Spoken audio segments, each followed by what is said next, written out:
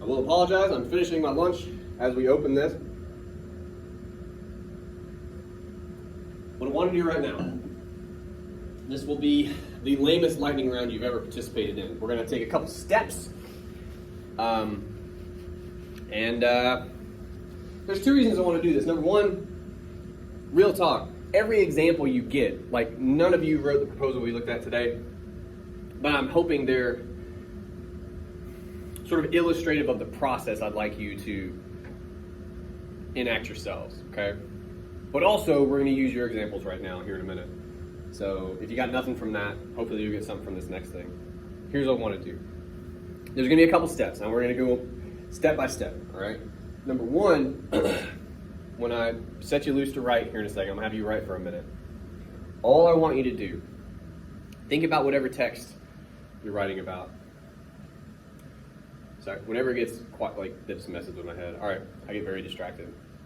I'm sure that's obvious. Whatever text you want to write about, whichever one it is, by God, I hope you've picked it by now.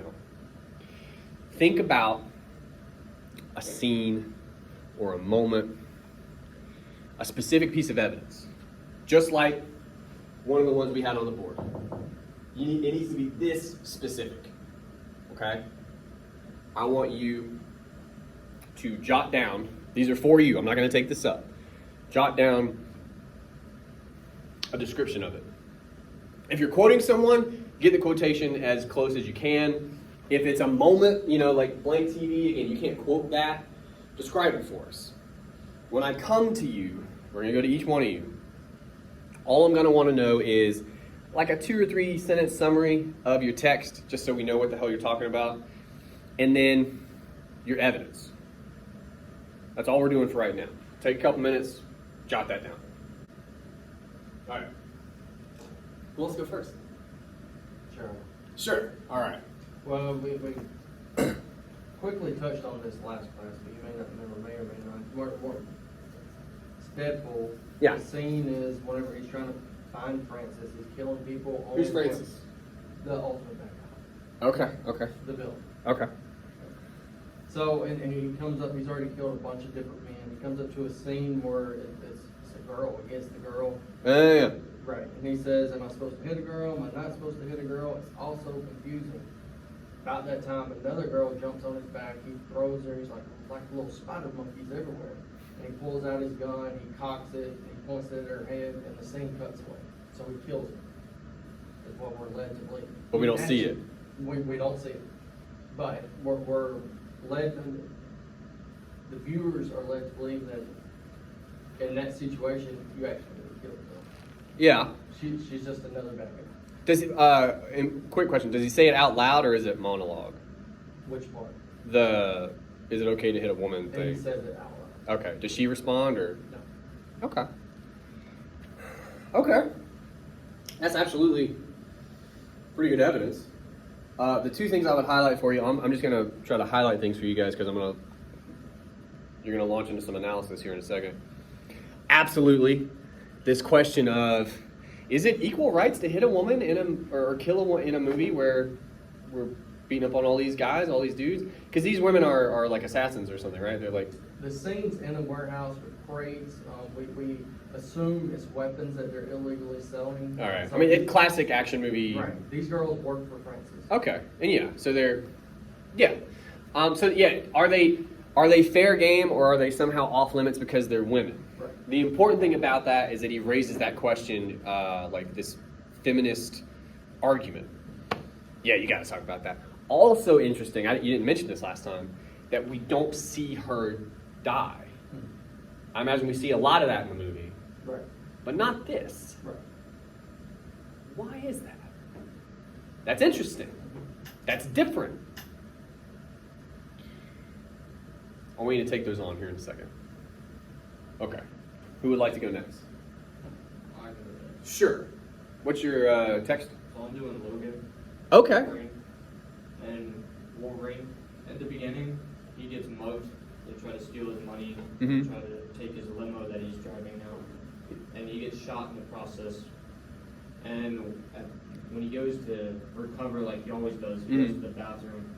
and he reveals that he now has scars, which Wolverine will never have scars because of his regenerating abilities. Mm. But now he's revealed that he has scars and that he's healing slowly.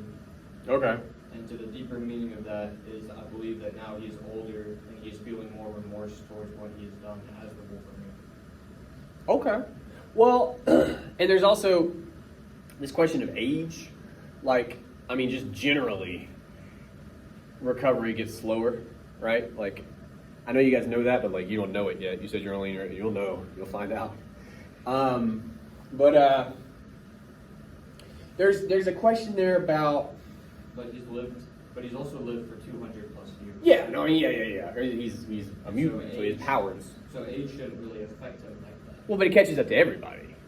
Like, I think the point of, and again, another movie I haven't seen, but the point of that movie is he's an old man at this point, right? He's kind of, like, he's an action hero. He's a hero, but he's aged out of the game. And so now you're seeing, I guess, what a life like that leads to, in a way, right? The scars are interesting too, because yeah, it suggests that before, because we understand literal scars versus figurative ones, right? Like the metaphor there. So it's kind of suggesting that he can't just shrug this stuff off anymore. Like it's part of him now. It's something he has to reconcile with, he has to deal with in some way.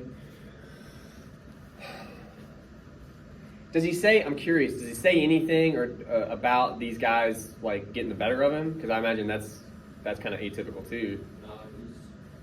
He's just like him in all of his movies, very low spoken. But Okay. the title that I'm trying to get to is how he starts drinking his problems away. Yeah. Well, and again, so much of this is wrapped up in the narrative we have around guys like that, right? Again, I'm reminded of Beauty in the first stanza. He talks about, and I'm paraphrasing, but guys like basically with enough sense to weep silently at the end of the bar, you know? Like, have your problems, but keep them inside. Drown them a little bit, but keep them inside. So, to me, it seems like Logan, Wolverine, if you like, is struggling with a similar narrative to the one we talked about with American Sniper, but now it's not, well, it's kind of military, it's related because he's been in some shit, right? But it's this idea of what a man should be, even in retirement. Hell, I'm reminded of old men playing basketball. Does he lose that masculinity now that he's getting older? He doesn't recover as well in all kinds of ways, right? Is his credibility as a hero diminished? Do we attach masculine possibility to heroic ability? Things like this, right? In general, I think the movie's dealing with that stuff, but in that scene with the scars especially, and the not healing as quickly, and I guess not maybe being able to take care of these guys in the way that he used to, that's his basketball game. He can still do it, but it doesn't look the same, and that calls other things into question, right? I think that's where you're headed in that scene. Last but not least, sir, are we still doing Parks and Rec? Still doing Tom? Okay. When we talked about this last time, anybody that remember, you used the term metrosexual. Tom is a pretty well-dressed guy, pretty together, a little smaller, right? Aziz Ansari would even admit to that. And he's not what we would consider like capital M masculine, right? In this like traditional way. He's more of an updated version of that somehow. Is that fair? Okay. What evidence did you pull? So I was just trying, because I was kind of on the spot, but I was thinking about monologue kind of goes through about how growing up he was the scrawny, small Indian kid, Mm-hmm. and basically had nothing going for him, but he pulled himself up and made himself into something. And Okay. and he has to, because at the time he's facing becoming the Jerry, the guy who just kind of made fun of Who gets him. picked on. Yep. Yeah. And he's going through that again, and he just doesn't know how to handle it. But What is he made himself into? What is he referencing? businessman, entrepreneur, he has a swag. Mm. He's got all these successful new things he can do, Mhm. and he's no longer just that scrawny Indian kid Yeah. that no one cares about. Well, the fact that he highlights scrawny as well, like he is specifically pointing to the ways that he does not line up with that masculine narrative, right? And again, we all went to school, especially if it was public school. Kids are brutal, but kids are picking up on those same stories.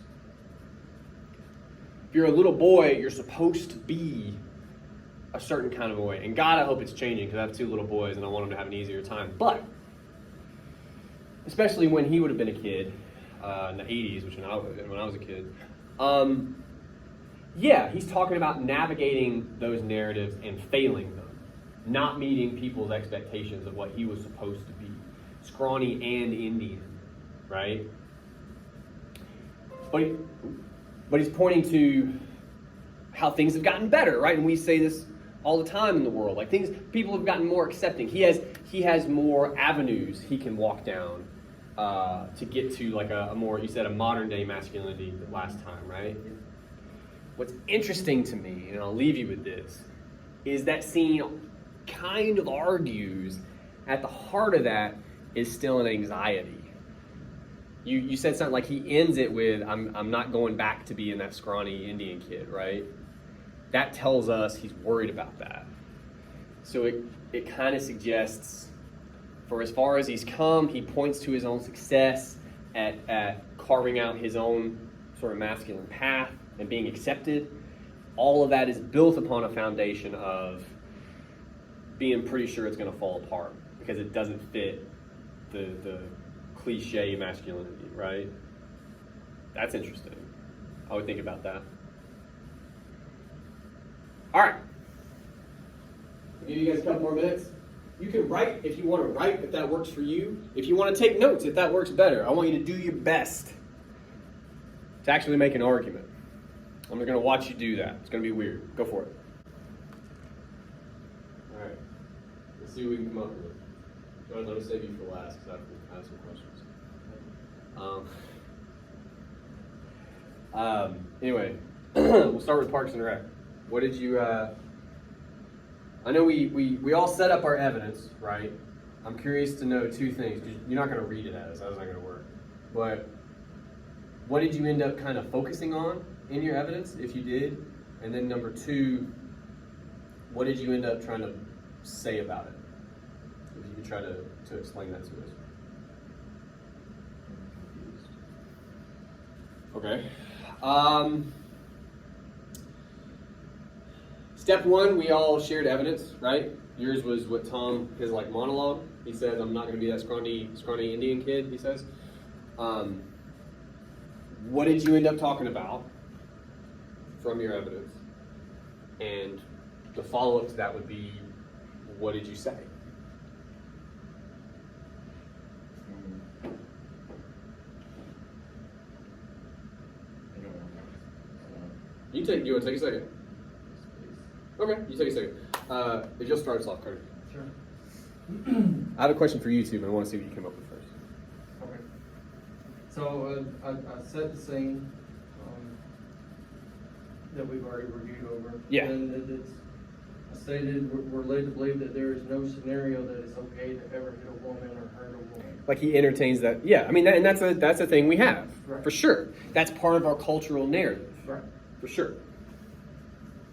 However, these females have put them in a situation where they're in a gang, they're running with bad people, and They're bad people. right. And Yeah. so the movie just completely throws that idea out that it's the whole word never. You know. Yeah. These Well, females- it says there's exceptions, right? There are exceptions. Yeah, yeah. And so there was my argument, and then I said that female are fair game if they put themselves in that situation. Yeah.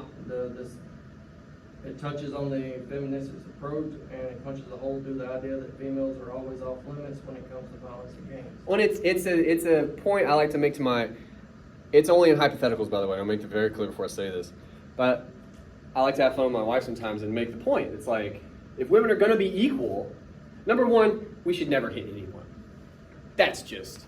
But if you're gonna hit people, well then, you can't say never a woman. They're people. Let's be fair. Again, this is all in terms of hypothetical. It's just arguments, everybody. But the movie's having fun with that, for sure. But the reason it's funny is because, well, number one, because it's insane. I just watched yours too. I couldn't watch yours because you said it's all speaking. But my question before we launch into this, is it part of a montage? Because it wasn't what I watched. Is it like a lot of people getting killed back to back? It leads up. Yeah, there's killings leading up to that scene. But it's all kind of cut together. Yes. That's important. Okay. If only for context. But to me, everybody's getting killed in horrific way. Like there's this one dude that keeps coming back to Deadpool's going to run him over in a Zamboni, and he's crawling across the ice. Oh my god. I couldn't hear what he said because again I can't listen to it while you guys are working. But well, sure, yeah, it looked crazy. He's laughing at it. He says you're gonna have to die to a Zamboni. He's just laughing his ass off. Jesus. But like I couldn't hear exactly what he said to the women either. He definitely, you told me, so I kind of plugged it in where I could.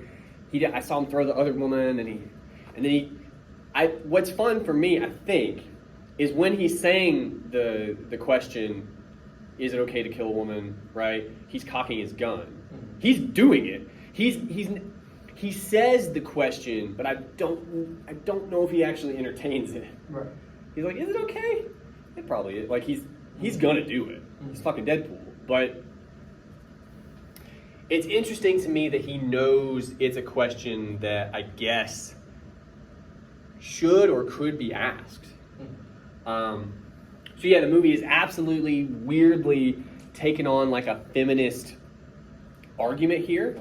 If you're gonna treat them equally in a movie with Deadpool, well then by God, we're gonna kill some women, right? Like that.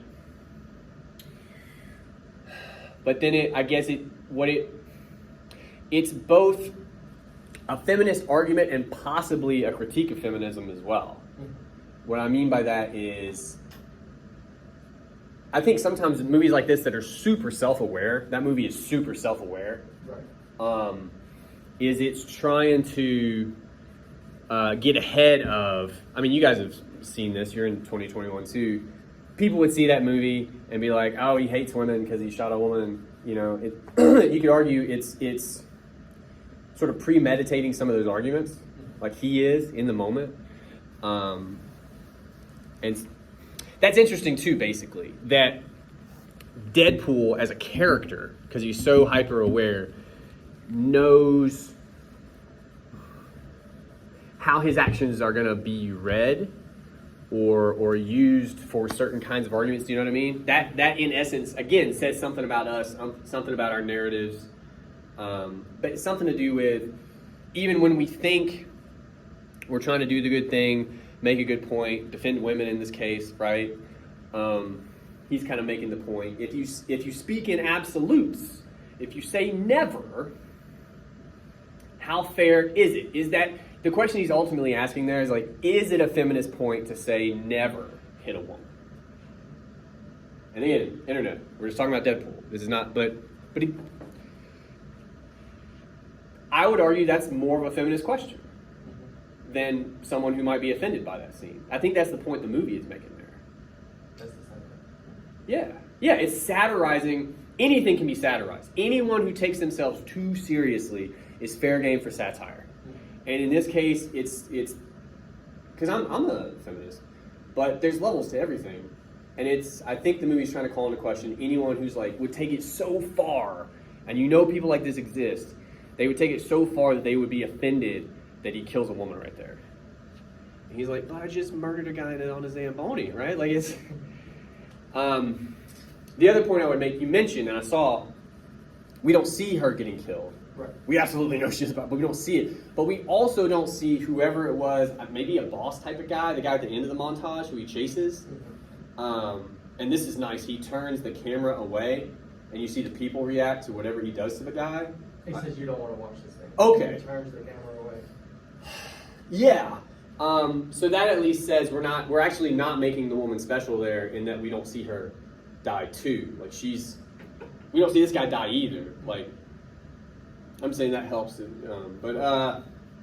Yes, I did bring in the question that I think it's a big gun. I think it's a Magnum gun or whatever. it's pretty big. And he's like this close, so he's not He's gonna get it all over He's himself. going to blow her head off. Yeah. Well, that's pretty. And here's what. All right, so this brings me back to the question of the montage. That is par for the course, as far as I understand Deadpool, right? Yes. That's what he does. That's absolutely what he does. To everybody, the most weirdly feminist thing he could do in this moment, according to the logic he has set up, is to blow her away and wear her out the door. Right? Jesus. But it's also part of a montage. And to me, again, what this montage does, I think, is it makes all of these murders equal. Because they're all stepping stones to this Francis character, right? And for the sake of time, the movie can't give like 10 minutes to, like, we gotta have a montage. That's how time passes. Okay.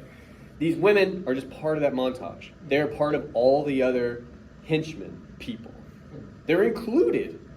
We always talk about being inclusive. This is an inclusive montage. It's a murder montage, but they're included. They're not set apart, right? Yeah, lots to do there, though. That's crazy. Okay. Are you feeling better about yours? I think I could probably get through that. Give it a shot. What did you end up focusing on with yours? I focused on how Tom does not fit into the traditional sense of a man, so he had to carve his own path. Right. Be a man.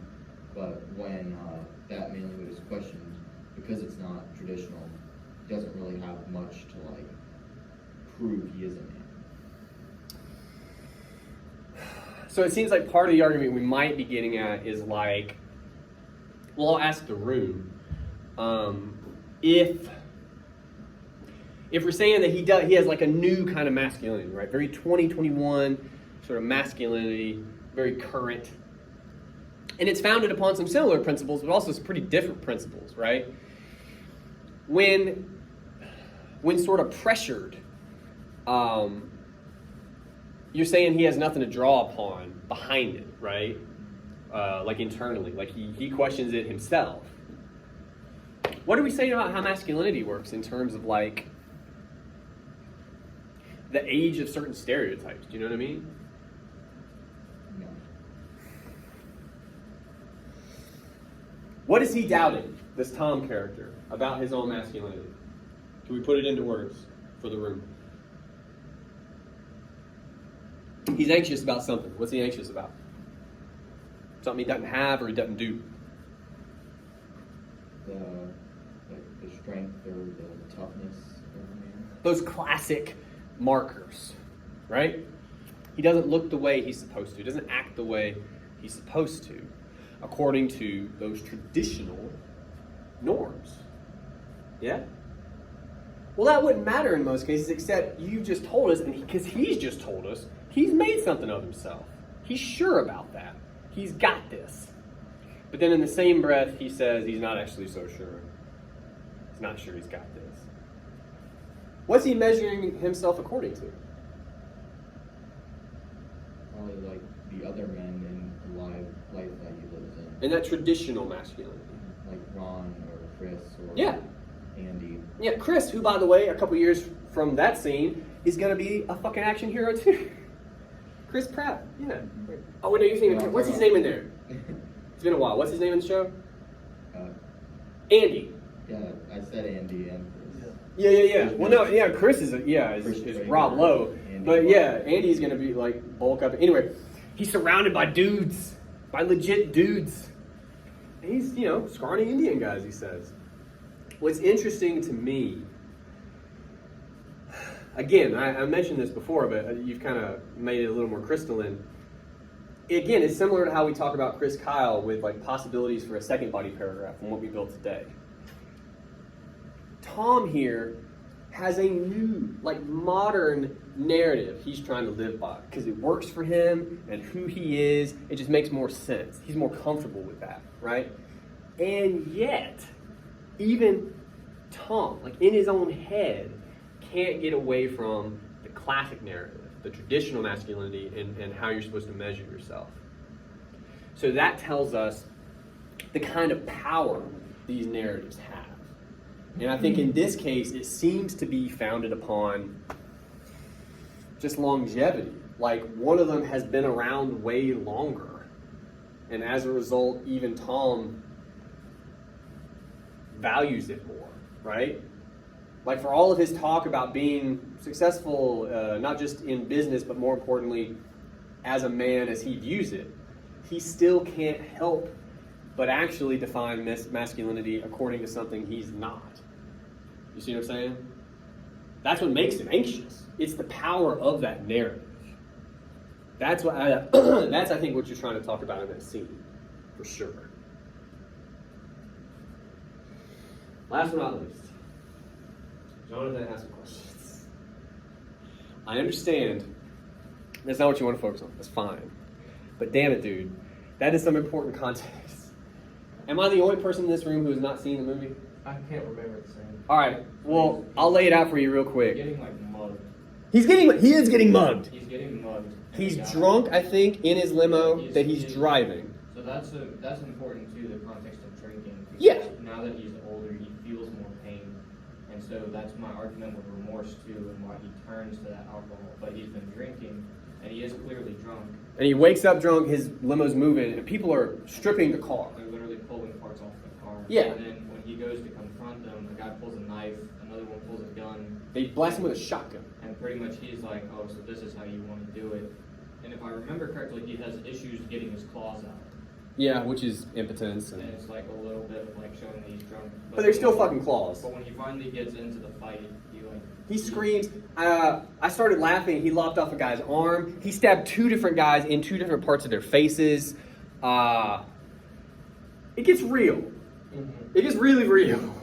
I forgot that Logan was rated R. Like Hugh Jackman he said he wouldn't do the movie if it wasn't rated R. He took less money so it could be rated R.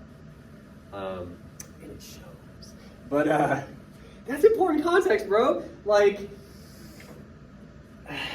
That reminds me of that one of the inside of the song. I'm not as good as I once was, but I'm as good once as I ever was. And that's where he summons it. Yeah. No, I'm not gonna lie. Look, I grew up as a boy in America too. I got a little bit of like, fucking get him. Like, you know, when I was watching it. Yeah. You want to see that. Everybody in the theater is like, fuck yeah, wreck that dude. Like, that's what we want. And it's interesting, like because he summons it. Like and again, I had to listen to it on mute, but he's getting his ass whooped, and then he does this Wolverine. He screams on the ground, and then the claws come out, and you're like, oh shit's on now. They messed up. Right? How best to make this make sense? First of all, as a character, Wolverine is kind of singular in the Marvel universe.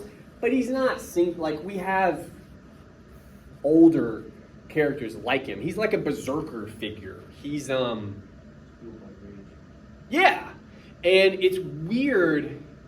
I guess I'm asking, but it seems like we like those characters as long as that rage can be directed in the proper place, right? all of his everything about him is all circumstantial killing.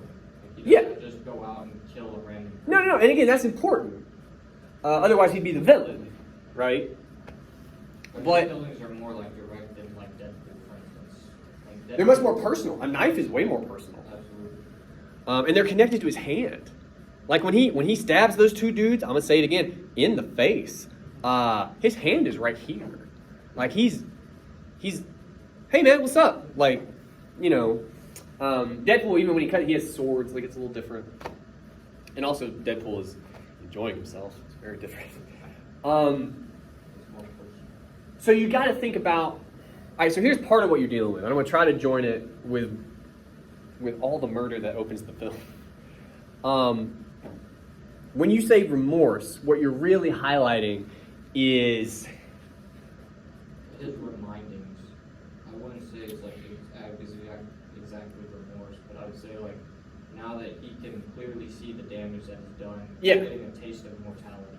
Yeah, well, that's good. Like, I'm gonna do it this way. So even the title of the movie, it's not called Wolverine. It's called Logan. That's his name. Wolverine is what you call him when he's wearing spandex. He's a person in this movie. A human. Well, the more context into that is that he has stripped his identity because at this point mutants are being hunted in a Sure. and so he doesn't want to be He wants to be seen as a person. person. But already the film wants to do that too. I mean, even apart from that, it wants you to see like he is a human being. That's supposed to be the project of all these movies, but you think about it, especially the early X-Men movies, there's not a lot of character. There's just a lot of powers. But even comparing him to somebody like Deadpool, like I know Deadpool has its moments where he seems more human, but especially in the action bits, that's comic book. It's not. He's enjoying it. People don't do that. Normal people, anyway. Like it, But yeah, Logan is troubled by it, haunted by it, if you like, is kind of what you're talking about. And I think that's even reflected in the title of the film. So now what we get to see again is this almost mythic type, because dude has powers and claws. Gets up after getting blasted with a shotgun type of dude, right? So he's still a superhero. But it tries to show us what a human being, how a human being could navigate that kind of lifestyle. Okay? What's interesting about that to me is, again, I keep going back to American Sniper because we talked about it earlier. It's taken on a different kind of narrative.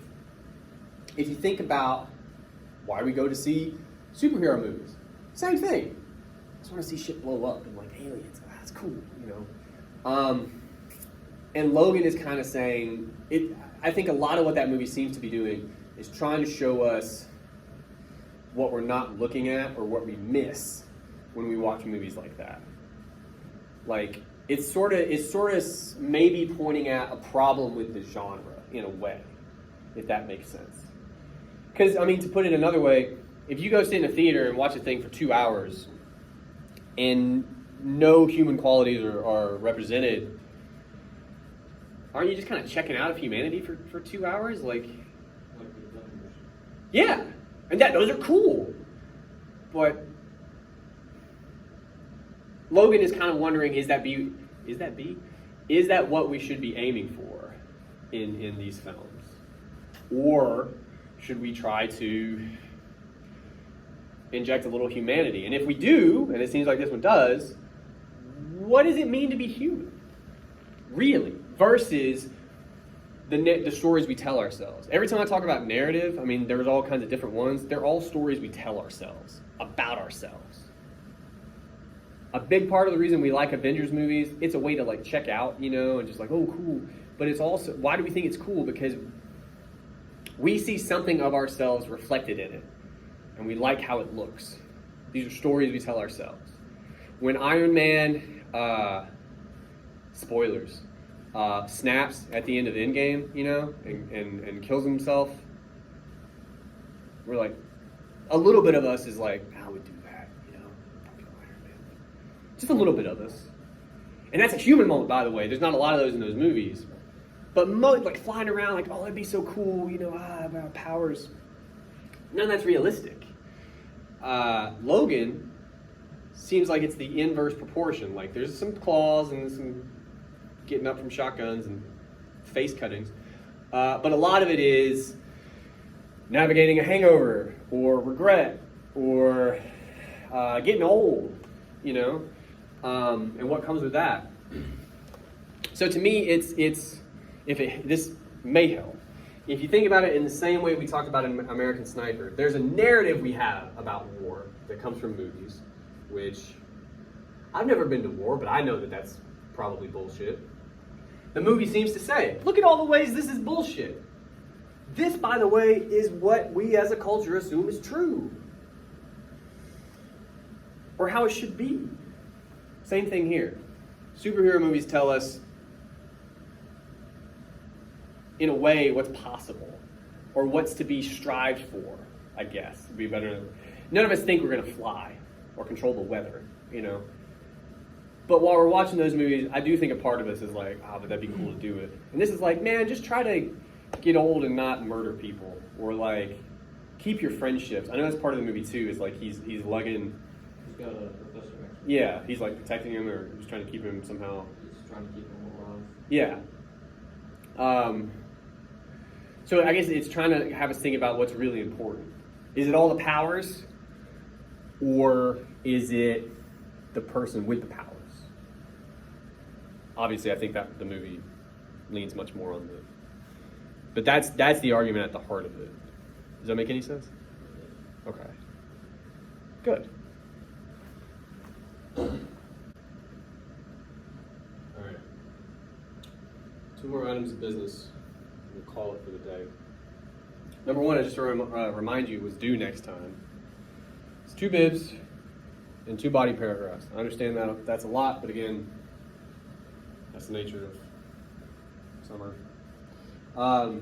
And hopefully, you have a good start on at least 1, if not 2, body paragraphs right now. So that's a big chunk of what you owe me for next time. Also, I just want to remind people, if you want to revise the first paper, that's due Wednesday by midnight, like Wednesday night. I guess 11:59 if you like. That's when that's due, okay? Real quick though, I forgot to do this. We did this with everyone but yours. And I was just blinded by all the damn loss of limbs, I suppose. We never highlighted anything specific from yours. You sort of did at the beginning of the exercise, but then, I did it. I steered us away from that because there's some other shit we really should deal with. There's a moment, and again, I couldn't hear anything because I had it muted. He's protecting his car, right? Like that's really the thrust of the. At one point, they're shooting at him and they miss, and he purposefully takes a bullet for the car. Correct? It looked that way. I don't know if he purposely takes it. It looked to me. I mean, again, I was watching it muted, so it looked like he intentionally spins into a bullet to take it so the limo doesn't. Because then, like a minute later, they shoot at him again and miss and hit the car, and he gets pissed. Like he's trying to protect the car. So much so, I think, that he's willing to take a bullet for it. Now, of course, again, he's Wolverine. He can take a bullet where we can't. I'm not saying people would take a bullet for their car. But it's interesting. Like, you say it's self-defense, and it is. But if you push on that, it's also not. He's defending his car. That's what starts all of this. Like, he could possibly just walk away and let him have the limo, right? That's interesting. What we're kind of saying is that's a very human thing. Like, look, if I walk out here right now and somebody's fucking with my car, I'm not sure what I would do. I don't think I'd just let them have it. Why? It's yours. Yeah. So what? My life is mine. I like that too. I mean, you're not just going to let someone walk away with it. Why? You pay for it. Now we're talking about money. I can make more money. You could, but like, how much more do you have to make to pay off that car that they just walked off with? So why is all the money we poured into that car, and it's probably a good bit, this is a limo for instance, why do we care about that? We're talking about the time we spent to make that money, right? Why does that time matter? Why does our time matter to us? If he's getting a taste of morality, he's probably realizing he doesn't have much of it left. And so That's your life. So every minute counts. Yeah. And now you're going to take all of the life we just poured into this vehicle, and you're going to shoot it because you can't hit. He's like 2 feet in front of him, too. So like, what the hell is. But it's saying something, too. Like, if we're going to argue, and I think we absolutely could, that Logan is, even from its title, meant to be a human take on the superhero genre. Like, that's the idea of the movie. We got to figure out what arguments they're making inside that, but that's the idea. An interesting potential body paragraph. He's not defending, like, once it starts to be a fight, he's defending himself, but really, he's defending his car. We're saying that's a very human thing to do, and I'm not saying it's not. But it's interesting when you break it down into its components. why he's doing that, why that's a human thing, and weirdly how financial concerns get wrapped up in this whole like what it is to be a human being, right? That the point I'm making, and then I'll let you guys go. That's part of our narrative too. When you make small talk with somebody, or maybe actually somebody you know a little bit better, how you guys doing? Oh, you know, Vanessa lost her job, so we're just trying to like that. That's something we all can understand and we think about. It unites us weirdly because you think about money, like that makes things dirty. That makes but this is the world we're in somehow. That's a human quality now. The world we're in has made it to where maybe we have to worry about this for some reason, and maybe that reason would be your argument, Well, I write something similar to that. Okay. I write about like the girl who meets at the end, Okay. who he almost adopts basically, Okay. because That's the idea too of like legacy, a little well, bit. At the end, he literally kills himself to like save her basically. Spoilers. Okay. Well, that's a whole other conversation. That's a very Not literally kills himself, but he dies to protect her. sure. But I'm saying that's of a higher order than take a bullet for your limo, right? But even that, I'm nearly positive he takes a bullet for the limo. I mean, check. But we're talking about sacrifice, and then we're talking about sacrifice, and you might even be able to say, well, what's motivating him here versus here? Does that difference help us think about? Because one's at the very beginning, and I guess one's got to be at the very end because it's not Logan without Logan. But has he learned anything? Has he changed in any way? Has he come to appreciate anything? And if he has, then that's going to probably be reflected in that last scene where it's not reflected in the first scene. That's 2 body paragraphs right there. All right. I'll see you guys Wednesday. Thank you.